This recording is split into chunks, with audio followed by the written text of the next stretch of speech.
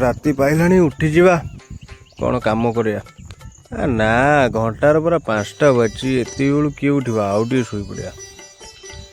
ଆଜ୍ଞା, ବାପା ଆମର ଶୁଆଇ ଦେବେନି, ନିଜେ ତ ବେଳାବେଳି ଉଠୁଛନ୍ତି, କାହାକୁ ଶୁଆଇ ଦେଉନାହାନ୍ତି।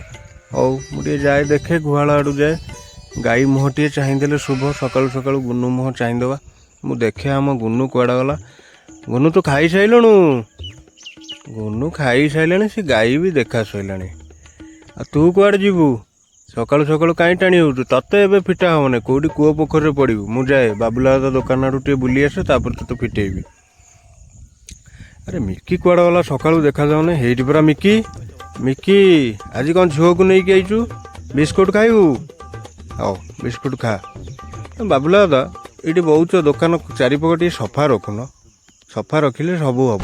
ମୁଁ ଯାଉଛି, ଡ୍ୟୁଟି ଯିବି। ମାନ ଭାଇ, ଦହିବରା ଗୋଟେ ପ୍ଲେଟ୍ ଦିଅ, ରାଗ ପକେଇବନି। ତମ ଦହିବରା ତ ଏଠି ଆମର ସହରା ଛକରେ ସବୁଠୁ ଫେମସ୍। ଆଉ ଘୁଗୁନିଟା ଖାଲି ହଉନେଇ, ବାକି ରହୁଛି, ନହେଲେ ଆହୁରି ବଢ଼ିଆ ଲାଗିବ। ମୁଁ କହିଲି ରାଗ ପକାଉନି, ଟିକେ ହାଲକା ମାରିଦେଲ, ରାଗ ଖାଇଲେ ଭଲ ଲାଗିବ। ସାଙ୍ଗମାନେ, ଇଏ ହେଉଛି ଆମ ମାନ ଭାଇଙ୍କ ଦୋକାନ। ଆପଣମାନେ ଜାଣିଥିବେ, DRDA ସାଇଡ଼୍ରେ ସେ ଦହିବରା ବିକନ୍ତି। ଆପଣମାନେ ଯେତେବେଳେ ଫାଙ୍କା ପାଉଛନ୍ତି ସକାଳ ଟିଫିନ୍ଟା ଏଇଠି କରନ୍ତୁ, ଦେଖିବେ କେତେ ଟେଷ୍ଟି ଲାଗୁଛି। ତା ସାଙ୍ଗରେ ଆଜ୍ଞା ପଛରେ ଟିକେ ସେଉ ବି ମିଳିବ। ରହିଲି, ଜୟ ଜଗନ୍ନାଥ।